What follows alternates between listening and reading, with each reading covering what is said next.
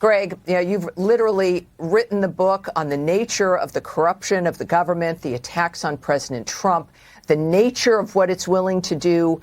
And here now, and it's kind of eking out, and now we can kind of put the pieces together of a puzzle that we knew mattered. How significant is this when we think about this back and forth? It appears like there was a back and forth between Biden and China. Yeah, whenever Joe Biden does something highly beneficial to the Chinese, and these commutations clearly were that, his motivations are suspect. Joe Biden is compromised by his own suspected involvement in his son's China gravy train that netted some $5 million to the Biden family.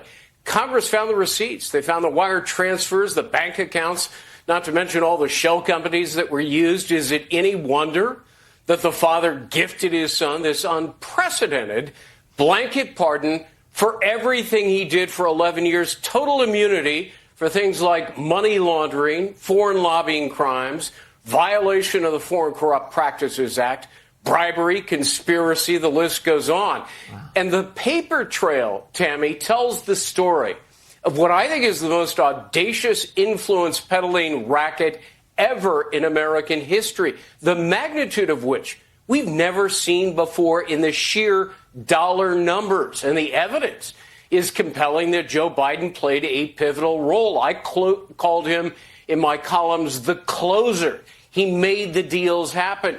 So commuting sentences for the Chinese, that fits the self-dealing pattern of Joe Biden. Yeah, no, Brianna, this is one of the issues, of course. We will ultimately find out the truth. But the presidency and the American government relies on legitimacy, on the believability and the trust that we put in it to not betray us, that we're not their commode, that this is a much bigger issue. Do you think that kind of eats away at the nature of whether or not the American people take our government seriously beyond Joe Biden? Because it should matter. We need to be able to trust our president. Perhaps that's part of the statement that this last election made. Absolutely. And we're talking about China, so it's only fair we mention the recent report from NBC about the Chinese spy balloon. And while it's great that we talk about the details of the updates to that story, what it really does is it underscores just how untrustworthy the Biden-Harris administration and the intelligence community has been. Because remember, they spent, weeks telling us that this was a weather balloon, that there was nothing to be concerned about because they were trying to gaslight the American people and conceal the fact that they allowed our foreign adversary to fly a spy balloon over the country for days with no repercussions. And then they tried to conceal it from Congress and the American people. So these types of stories should really underscore why people shouldn't not only trust the intelligence communities, but the Biden-Harris administration, especially with the backdrop of all these drone stories. If they're willing to lie to us about all these other things, what else are they going to do? They never thought, you guys, that we would be back in charge, that the regulars, the normals, would be back in charge. They just thought that they would get away with this because they saw that spy balloon, we know, when it launched out of China, I believe, and they watched it come around to the islands and across to Alaska, and they knew it, and then they let it traverse the entire country. Greg, when we think about the corruption in this regard, and I mentioned that Stephen Miller in the previous segment, is that it's not just Joe Biden.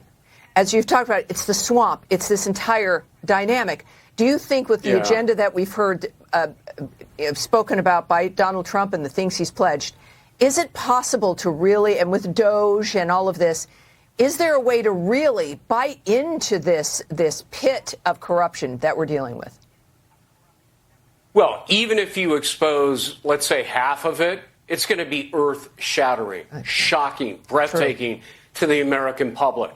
And we need to get to the bottom of the balloon scandal. I mean, it underscores, doesn't it, Tammy, the utter contempt that the Chinese have for our weak president. Or is it the hold that they have over Joe Biden because of his son's influence peddling racket? I mean, take your pick. But one thing's for sure, Biden never tried to punish China or hold its government accountable for such aggressive spycraft. The White House claims, oh, don't worry about it. We were able to protect sensitive sites on the ground, and we stopped any signals intelligence collection by the Chinese. Do you believe it? I don't for a minute. It sounds like a classic Joe Biden cover-up. But why did it happen in the first place? Right. Trump would never have tolerated such an intrusion, and I hope when he gets into office again, he declassifies the whole humiliating episode. It'll be more exposure of the deep state and their cover-up. You know, that's a great idea. Brianna, I'll give you the last word here. That is a good idea in the sense that the president has already talked about wanting to open up files regarding the John F. Kennedy assassination, the Robert F. Kennedy assassination. I would put in there Martin Luther King Jr. assassination. That would be important as well. This attempts against him, but also these very bizarre events like the Chinese spy balloon. What occurred? What was the intelligence community doing? Do you think that would be valuable? Absolutely. Donald Trump can give the Biden administration a masterclass in what being the administration of truth and transparency actually means. And it starts with declassifying all of these documents and more, and also giving more having more accountability in the White House. You know, Joe Biden, it wasn't just that China had contempt for him. Joe Biden had contempt for the American people because he didn't mind gaslighting us and lying to our face to try and conceal a massive scandal. Yeah, that's it. You know, all goes down to it. Greg, you mentioned it. This is about betrayal. It's about the nature of if that's the guy that they put as president, the Democratic Party, and then Kamala, this is really the attitude, I think, of the entire Democratic Party. And this has got to be exposed completely for what it is. Greg, Brianna, great job. Thank you for joining me right after Christmas here. I appreciate it. Thank you very much.